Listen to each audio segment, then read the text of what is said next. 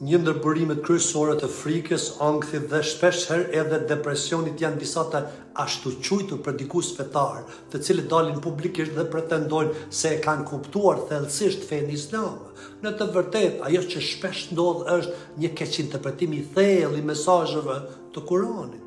Nuk pretendoj të jem ekspert i fesë islame, por nga ajo që kam parë dhe dëgjuar, këta predikues më shumë përhapin frikë se sa qetësi shpirtërore.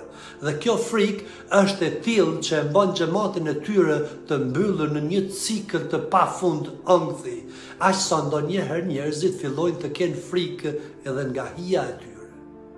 E them këtë me përgjegjësi profesionale, pasi shumë prej klientëve të mi janë besimtarë të devotshëm.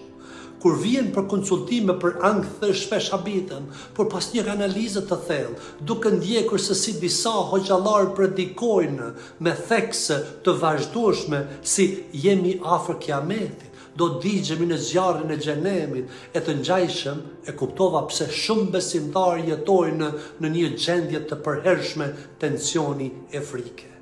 Ankthi në thelb është një mendim imagjinar, i përsëritur në mënyrë të pavetdijshme, i cili eventualisht mashtron sistemin nervor duke i krijuar ndjesinë se ndodhet në rrezik të menjëhershëm. Kjo gjendje ndikon drejt për drejt në mendjen e vetëdijshme, duke e dobësuar aftësinë për të menduar në mënyrë logjike dhe të qetë. Prandaj kujdes se ke po dëgjoni. Mos lejoni askënd t'ju bëjë të jetoni në frikë të vazhdueshme. Feja duhet të jetë burim i paqes, jo ankthi. Ju keni të drejtë të jetoni një jetë të qetë, me mendje të kthjellët dhe me besim të ndritur.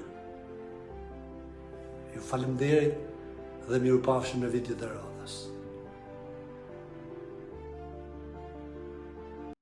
Një ndër burimet kryesore të frikës, ankthit dhe shpeshherë edhe depresionit janë disa të ashtu quajtur predikues fetar, të cilët dalin publikisht dhe pretendojnë se e kanë kuptuar thellësisht fenë islame. Në të vërtetë, ajo që shpesh ndodh është një keqinterpretim i thellë i mesazheve të Kuranit. Nuk pretendoj të jem ekspert i fesë islame, por nga ajo që kam parë dhe dëgjuar, këta predikues më shumë përhapin frikë se sa qetësi shpirtërore.